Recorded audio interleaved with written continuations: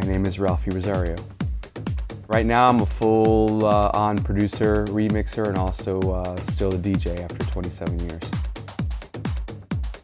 House music, you know, it seems to be the million-dollar question, but to me, house music is something that was started off back in the day in the early 70s that bring a lot of soul and happiness to people. If you're dancing, it's just an up feeling, it's an uplifting feeling. It makes you feel good all over. That's pretty much where it is. And you have to see it. For me, I can't explain it. You just have to see it. You have to try it. Back in the early 80s, I heard it through a lot of the guys on the south side of Chicago, and I was playing a lot of the parties there when I was on the radio.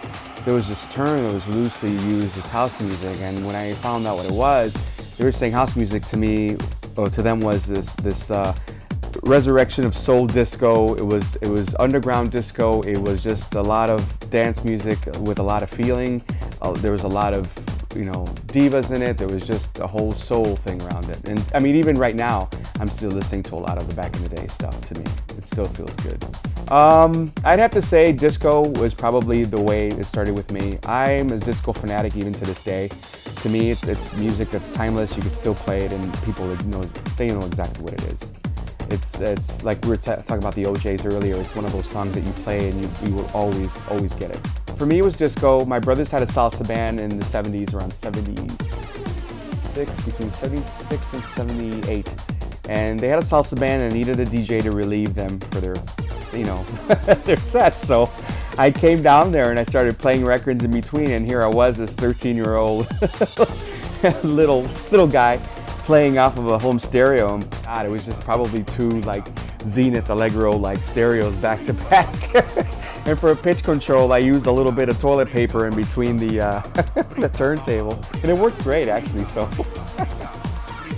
to me, I wanted to learn how to put it together. I wanted to play. I wanted to be a DJ. And then Julio was a friend of mine who was doing mobile discos at the time, and he was also belonging to this record pool. Naja was the record pool. Don St. James was the pool director. So Julio decided to get me on board. So we recorded a 30-minute demo and we sent it. Julio took it down to WBMX. Julio turned in the tape, and I sat there that same night and turned on the radio. I heard this person play, I heard that person play. I'm like, they just totally ignored me. And of course, in the middle of the show, they played the tape. And I was floored. I was like, oh my God. So I was laughing hysterically. Yeah, we did a radio show every Saturday. It was called Saturday Night Live, Ain't No Jive. It was on WBMX, and it ran from like 1980 to like 1987, 86.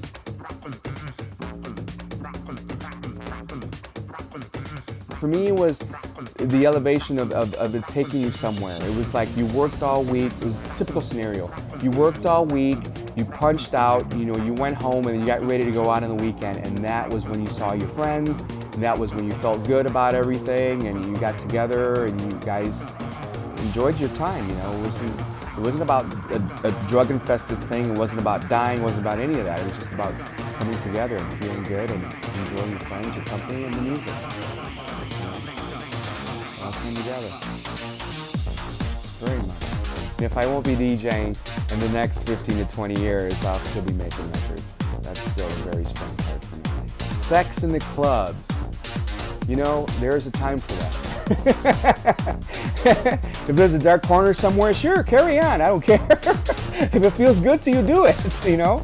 But otherwise, you know, there's a little bit of everything. In any room, in any city you go to, in any club, there's always a little something. That's the mystery of it, you know? But I think the music is still, to me, what holds it all together. I mean, my own family. We just do a talk show every week. That's what we do.